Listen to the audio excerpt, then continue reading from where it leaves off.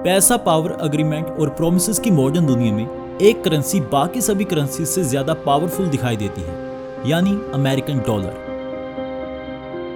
World war II से ही American dollar के तौर पर दुनिया को एक रिजर्व करेंसी मिली, जो कि वर्ल्ड इकोनॉमी को ट्रांसपेरेंसी और स्टेबिलिटी देने का वादा करती है। पर अमेरिका ने इस पावर का इस्तेमाल time to time political influence build करने और फॉरेन कंट्रीज को पनिश करने में करा, और यही यूज रशिया यूक्रेन वॉर में भी एक हथियार की तरह सामने आया। लेकिन इस बार कुछ तो अलग था, मानो जैसे रशिया अमेरिका के इस हथियार से लड़ने के लिए पहले से तैयार बैठा हुआ था।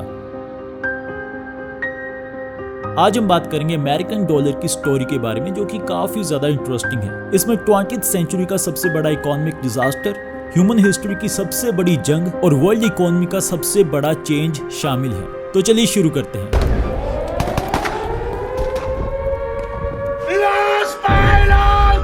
वर्ल्ड वॉर I ने ब्रिटेन की इकोनॉमी को बहुत बुरी तरह से डैमेज कर दिया था, क्योंकि उनको वॉर में लड़ने के लिए काफी ज्यादा अमाउंट में डेट लेना पड़ा था। इस जंग में अमेरिका ने बहुत ज्यादा बेनिफिट लिया, क्योंकि दोनों ही तरफ के देश अमेरिका से ही उधार उठा रहे थे और वॉर की चीजें बिल्ड करने के लिए अमेरिका को पे भी कर रहे थे। हिस्टोरिकल आर्टिकल्स ये बताते कि अमेरिका ने वर्ल्ड वॉर I में एंटर करने से पहले न्यूट्रल स्टांस रखा हुआ था कि हम इस जंग में किसी की भी तरफ से नहीं लड़ेंगे। पर इंटरेस्टिंग बात यह है कि इसी टाइम पीरियड के दौरान अमेरिका एलाइज और सेंट्रल पावर्स दोनों के साथ ही ट्रेड कर रहा था। हालांकि ब्रिटेन की नेवल फोर्सेस ने जर्मन ट्रेड को ब्लॉक कर दिया था, जिसकी वजह से हमारे पास जर्मन के साथ हुई ट्रेड के बारे में ज्यादा इंफॉर्मेशन नहीं है। 1914 से पहले अमेरिकन इकोनॉमी रिसेशन में फंसी हुई थी, लेकिन वर्ल्ड वॉर I के शुरू होते ही अमेरिकन मैन्युफैक्चरर्स के लिए बहुत तेजी से नई नई मार्केट्स ओपन होने लगी और इससे इकोनॉमी को बूस्ट भी मिलने लगा। और वर्ल्ड वॉर I के 44 महीनों ने अमेरिकन मैन्युफैक्चरिंग को काफी अच्छी पोजीशन पर पहुंचा दिया। और इस टाइम के दौरान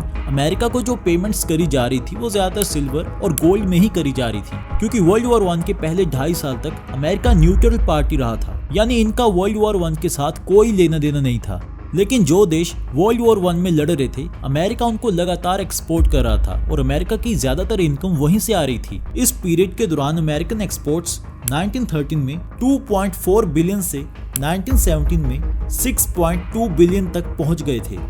अब अमेरिकन एक्सपोर्ट्स में इतनी ज्यादा ग्रोथ का अंदाजा आप इस बात से लगा सकते हो कि वॉर के दौरान हथियारों के मामले में 20 lakh rifles, 2 lakh machine guns और 2 crore 30 lakh metric ton food, iron, steel, chemicals और रबर की सप्लाई अमेरिका के द्वारा वर्ल्ड वॉर I में लड़ रहे देशों को करी गई थी, जिसकी वैल्यू कई बिलियन डॉलर बनती है। वर्ल्ड वॉर I के दौरान अमेरिका में विक्ट्री गार्डन जैसे इनिशिएटिव्स चलाए गए, जहां पर लोगों को अपने घर में फूड प्रोडक्शन करना सिखाया गया, ताकि वर्ल्ड वॉर I में जो देश लड़ रहे हैं उनकी फूड डिमांड को पूरा किया जा सके। और इस तरह अमेरिका एक अंडर इंडस्ट्रियलाइज्ड एग्रीकल्चर इकोनॉमी से इंडस्ट्रियल पावर हाउस बन गया। इस टाइम तक अमेरिका इतना ज्यादा पावरफुल बन चुका था कि कुछ इकोनॉमिस्ट तो ये तक कहते हैं कि American dollar officially world currency चाहे 1944 से बना, लेकिन इसका इन्फ्लुएंस 1920 से ही शुरू हो चुका था।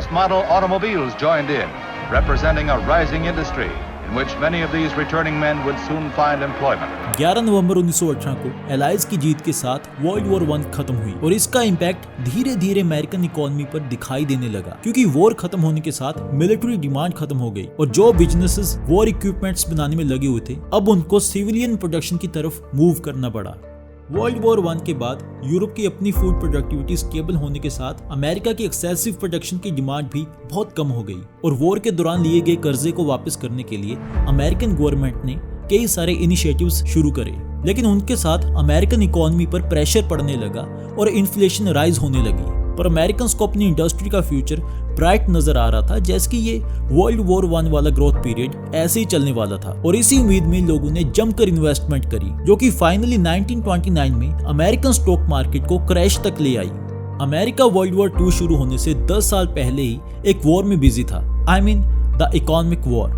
1929 में अमेरिका का बुरा टाइम शुरू हुआ, क्योंकि इस टाइम के दौरान अमेरिकन स्टॉक मार्केट में क्रैश की वजह से रिसेशन की शुरुआत हो चुकी थी और ये एक वर्ल्ड वाइड इवेंट था, जिसका असर बाकी कंट्रीज पर भी पड़ा, लेकिन इसका ओरिजिन अमेरिका था। ये 20th सेंचुरी का सबसे बड़ा फाइनेंशियल डिजास्टर था, जो कि लगभग 10 सालों तक चलता रहा और जिसने अमेरिकन इकोनॉमी को तोड़ कर रख दिया। और इस टाइम पीरियड को द ग्रेट डिप्रेशन कहा जाता है।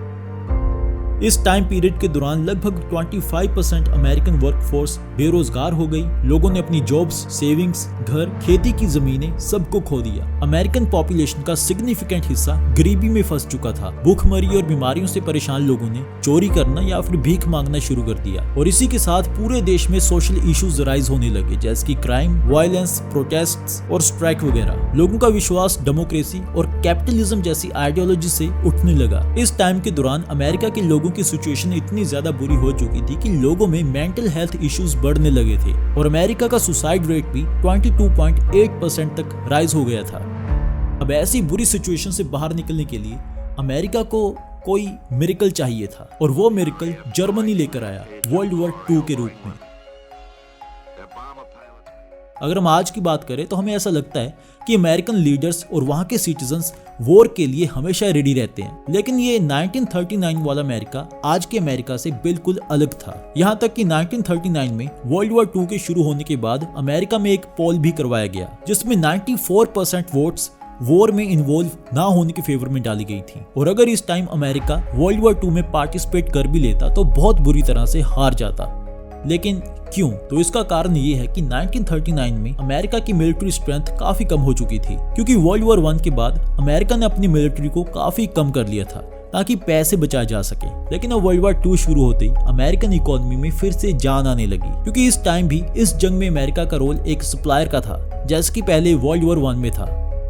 और असली काम शुरू हुआ यहाँ इस पर्ल हार्बर आइलैंड पर जब यहाँ पर जापान ने अमेरिकन फोर्सेस पर एक जबरदस्त सरप्राइज अटैक करा क्योंकि इसके बाद फिर अमेरिका वर्ल्ड वॉर 2 में एंटर करता है और इस वॉर के दौरान अमेरिका में 1,70,00,000 सिविलियन जॉब्स क्रिएट हुई। इंडस्ट्रियल प्रोडक्टिविटी 96% तक इंक्रीज हो गई और कॉर्पोरेट प्रॉफिट्स नियरली डबल हो गए। अमेरिका फिर से वर्ल्ड वॉर 2 में लड़ रहे देशों को अपनी इंडस्ट्रियल पावर के साथ सपोर्ट कर रहा था और इसी प्रोसेस में बाकी देशों से वेल्थ अमेरिका में ट्रांसफर होने लगी। और हाँ, वॉर की वजह से अमेरिकन लोगों ने पूरे जोरों के साथ काम करा। घरों में काम करने वाली औरतें फैक्ट्रीज में प्रोडक्टिव काम करने लगी और अमेरिकन मैन आर्मी में भर भर कर जाने लगे। आप देखो कि वॉर से पहले अमेरिकन आर्मी की स्ट्रेंथ लगभग इतनी थी और पर्ल हार्बर के अटैक के बाद लगभग 14 लाख हो गई और आने वाले 4 सालों में अमेरिकन आर्मी की स्ट्रेंथ कुछ इतनी हो गई और मैरीन्स, नेवी, कोस्ट गार्ड सबको ऐड करके कुछ 1,22,00,000 के आसपास। 1945 में वर्ल्ड वॉर 2 खत्म हुई और अमेरिका सबसे पावरफुल नेशन बनकर सामने आया और वो भी बिना किसी इकोनॉमिक डैमेज के। और अभी इनके पास एटॉमिक बॉम्ब्स भी थे और साथ ही में दुनिया भर के गोल्ड रिजर्व का लगभग 70% हिस्सा भी। मतलब सच में अमेरिका एक वर्ल्ड सुपर पावर बन चुका था। वर्ल्ड वॉर 2 1945 में ऑफिशियली खत्म हो चुकी थी और अब वॉर के बाद दुनिया को रिपेयर करने का टाइम आ चुका था। इसलिए यहाँ इस जगह ब्रिटेन वुड्स की पहाड़ों में माउंट वाशिंगटन होटल में 44 देशों के 700 रिप्रेजेंटेटिव इकट्ठा हुए ताकि ग्लोबल इकोनॉमी के लिए नए फाइनेंशियल सिस्टम को तैयार किया जा सके, जिसको फिर ब्रिटेन वुड्स सिस्टम का ही नाम दिया गया। और इसी मीटिंग में ये इंस्टीट्यूशंस यानी वर्ल्ड बैंक और इंटरनेशनल मॉनेटरी फंड बनाए गए और साथ ही में डॉलर को इंटरनेशनल रिजर्व करेंसी बनाकर एक नया काम दिया गया जिसका इस्तेमाल अब ग्लोबल ट्रेड और सेविंग्स के लिए किया जाना था। अमेरिकन डॉलर की वैल्यू को 35 आउंस यानी 992 ग्राम पर फिक्स किया गया और बाकी देशों ने अपनी करेंसीज को डॉलर के एक्सचेंज रेट के साथ फिक्स कर लिया और दुनिया को फिर से गोल्ड बैक्ड करेंसी मिल गई। 1960 तक आते आते अमेरिका ने इकोनॉमिक बूम देखा और इस टाइम से अमेरिका की अपनी कंजम्पशन भी इंक्रीज होने लगी और इस टाइम वर्ल्ड वॉर 2 से डैमेज हुए देश भी अपनी प्रोडक्शन को स्टेबल कर चुके थे। जापान इस टाइम इंडस्ट्रियल आउटपुट के मामले में अमेरिका को कंपटीशन दे रहा था और अमेरिका इस सप्लाई को कंज्यूम कर रहा था और इससे फिर अमेरिका ट्रेड डेफिसिट रहने लगा यानी इंपोर्ट ज्यादा और एक्सपोर्ट कम। आगे जाकर वियतनाम वॉर, इन्फ्लेशन और बाकी कंट्रीज की तरफ से अपनी करेंसीज की डीवैल्यूएशन करने जैसे कारनामों की वजह से 1971 में अमेरिकन गवर्नमेंट ने गोल्ड स्टैंडर्ड को छोड़ दिया यानी अब डॉलर गोल्ड बैक्ड करेंसी नहीं रहा था। अब ब्रिटेन वुड का प्रॉमिस टूटने के बाद भी बाकी कंट्रीज ने अमेरिकन डॉलर को ही रिजर्व करेंसी की तरह यूज करना कंटिन्यू रखा क्योंकि अमेरिकन इकोनॉमी पावरफुल थी और अमेरिकन फ्यूचर को लेकर किसी को कोई भी डाउट नहीं था। और जो देश डॉलर को सेव करते हैं वो अमेरिकन करेंसी को अपने पास होल्ड करके ही नहीं बल्कि अमेरिकन गवर्नमेंट बिल्स और अमेरिकन बिजनेसेस में इन्वेस्ट करने के लिए यूज करते हैं क्योंकि इससे लोकल करेंसी में स्टेबिलिटी बनी रहती और वो करेंसी अमेरिकन इकोनॉमी में इन्वेस्ट भी हो जाती। इसका फायदा एक्सपोर्ट करने वाली कंट्रीज को ये है कि उनकी इकोनॉमी में डॉलर रिजर्व इंक्रीज हो जाते हैं और नेशन इनकम इंप्रूव हो जाती है और अमेरिका को कम प्राइस पर प्रोडक्ट्स एंड सर्विसेज हासिल हो जाते हैं और फिर इस तरह डॉलर ग्लोबल फाइनेंशियल सिस्टम में पूरी तरह से मिक्स हो गया और ऑन एन एवरेज 70 से 85% ग्लोबल ट्रांजैक्शंस में डॉलर का यूज होने लगा। 1970 में America Saudi Arabia trade deal के साथ दुनिया को पेट्रो डॉलर मिला और इस तरह डॉलर फिर और भी ज्यादा पावरफुल करेंसी बन गया और वर्ल्ड वाइड कंट्रीज डॉलर को ट्रेड करने के लिए सेव करने लगी, जिससे अमेरिकन डॉलर की डिमांड इंक्रीज हो गई और ये और भी ज्यादा वैल्यूएबल हो गया और आगे जाकर बाकी कंट्रीज के लिए टेंशन का कारण भी बना। रिसेंट टाइम में डी डॉलराइजेशन या फिर वेपनाइजेशन ऑफ डॉलर जैसी टर्म्स बहुत ज्यादा सुनने को मिल रही हैं और इसका मतलब ये है कि अमेरिका ने अपने रिजर्व करेंसी के स्टेटस को अपने जियोपॉलिटिकल एजेंडा को पूरा करने के लिए यूज किया है, यानी डॉलर और अमेरिका के स्ट्रॉन्ग बैंकिंग सिस्टम को एक फाइनेंशियल वॉरफेयर टूल की तरह इस्तेमाल किया गया। ये कुछ एक्टिव अमेरिकन सैंक्शंस हैं जो ना सिर्फ Iran, north Korea, Syria, Venezuela और रशिया जैसे देशों पर लगाए गए बल्कि कुछ चाइनीज इंडिविजुअल्स और इंस्टीट्यूशंस पर भी इंपोज किए गए। अमेरिका 1950 से ही अलग अलग देशों पर फाइनेंशियल सैंक्शंस लगा रहा है और नॉर्थ कोरिया से इसकी स्टार्टिंग हुई थी। 1979 में ईरान पर सैंक्शंस लगाए गए जो कि बाद में 1981 में हटा दिए गए, लेकिन आगे जाकर न्यूक्लियर प्रोग्राम्स और टेररिस्ट ऑर्गेनाइजेशंस को फंड करने की वजह से दोबारा से ईरान पर सैंक्शंस लगा दी गए। अब यहाँ पर क्वेश्चन ये पैदा हो रहा है कि जब पाकिस्तान ने टेररिस्ट ऑर्गेनाइजेशंस को फंडिंग करी तब अमेरिका की तरफ से पाकिस्तान पर सैंक्शंस क्यों नहीं लगाए गए? क्योंकि अब यहाँ पर अमेरिका की मर्जी और उनका बेनिफिट था इसलिए, और बाद में कहा गया कि वो टेररिस्ट नहीं थे, वो तो ट्रेंड गुरिल्ला फाइटर्स थे। अमेरिका के इस सैंक्शन वाले सिस्टम में एक चाइनीज बैंक यानी बैंक ऑफ कुलन भी शामिल है जिसको ग्लोबल पेमेंट सिस्टम से बैन कर दिया गया क्योंकि 2012 में इस बैंक ने ईरान के साथ डील करी थी। From this day forward, it's going to be only America first. America first. President Donald Trump की अमेरिका फर्स्ट पॉलिसी के बाद तो सैंक्शन टूल का इस्तेमाल काफी ज्यादा किया गया। रशिया यूक्रेन वॉर में भी जिस लेवल पर रशिया पर सैंक्शंस लगाए गए हैं वो ग्लोबल पेमेंट सिस्टम में अमेरिका की पावर को दिखाता है। रातों रात कुछ रशियन लोगों की लिस्ट बनाई गई और उनकी प्रॉपर्टीज, फंड्स, कार्स सबको फ्रीज कर दिया गया। अब ये सब एग्जांपल्स ये दिखाती हैं कि कैसे डॉलर की पावर का इस्तेमाल एक पनिशमेंट टूल की तरह किया गया। लेकिन रिसेंटली अमेरिका के द्वारा जो रशिया पर सैंक्शंस लगाए गए हैं उन्होंने वर्ल्ड वाइड डी डॉलराइजेशन की मूवमेंट को बहुत ही स्ट्रॉन्ग पुश दिया है और हम इसकी एग्जांपल्स भी देख रहे हैं, जैसे कि रशिया ने चाइना की करेंसी को यूज करके अमेरिकन सिस्टम को बाईपास कर दिया, या फिर हम ये भी बोल सकते हैं कि अमेरिकन सैंक्शंस को बाईपास कर दिया। और चाइना भी दुनिया भर में अपनी करेंसी की सर्कुलेशन को इंप्रूव करने के लिए लगातार कोशिश कर रहा है। चाइना खुद को वर्ल्ड वॉर 2 वाले अमेरिका की जगह पर देखता है जो कि मैन्युफैक्चरिंग हब है और अमेरिका की तरह ही वर्ल्ड लीडर या सुपर पावर बनने के लिए तैयार है। और ये चाइना की डिप्लोमेसी से साफ दिखाई दे रहा है कि कैसे चाइना हार्ड और सॉफ्ट पावर दोनों पर काम कर रहा है, यानी चाइना अपनी मिलिट्री को भी इंप्रूव कर रहा है और अदर नेशंस के साथ अपने रिलेशंस को स्ट्रॉन्ग भी कर रहा है।